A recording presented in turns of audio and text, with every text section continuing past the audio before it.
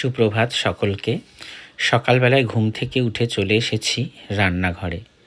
আর রান্নাঘরে এসে রান্নাঘরের প্রত্যেকটা বাসনপত্র, মশলার কৌটো আর গ্যাসের টেবিল সবার প্রথমে ভালো করে পরিষ্কার করে মুছে নিয়েছি। রান্নাঘর মোছার পরে এদিকে বসিয়ে দিয়েছিলাম আলু আর পেঁয়াজ ভাজা।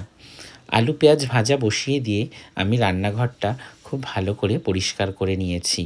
আর এদিকে রান্নাঘর পরিষ্কার করতে করতে আলু ভাজা হয়ে গেছে, আর আমার মেয়ের জন্য সকালের খাবার হয়ে গেছে, আর আমি ডিম সেদ্ধ বসিয়ে দিয়েছিলাম। আর এদিকে বাবার জন্য পরোটা করব, তাই আমি আটা মেখে নিচ্ছিলাম।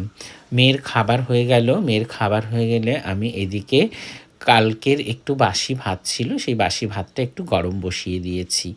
আর এদিকে আমি বাবার জন্য কিন্তু পরোটা বানাতে শুরু করে দিয়েছি। তো আটা মেখে নেওয়ার পরে আমি পরোটাগুলো বেলে নিচ্ছিলাম। পরোটাগুলো ভাজা বসিয়ে দিলাম।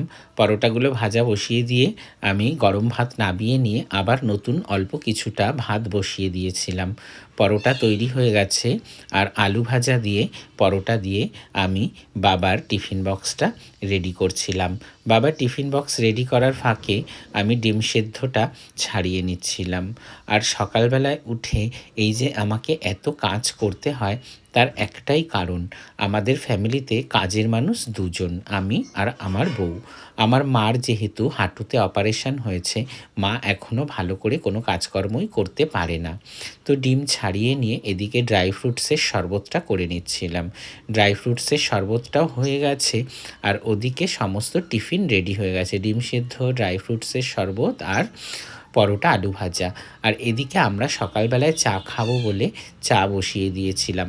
চাও হয়ে গেছে। রান্নাঘরে আমার সমস্ত কাজ কমপ্লিট। রান্নাঘরের এঁঠো বাসনপত্র আমি পরিষ্কার করে ধুয়ে মেজে আমি এদিকে চা নিয়ে ডাইনিং টেবিলে চলে এসেছি এখন বসে।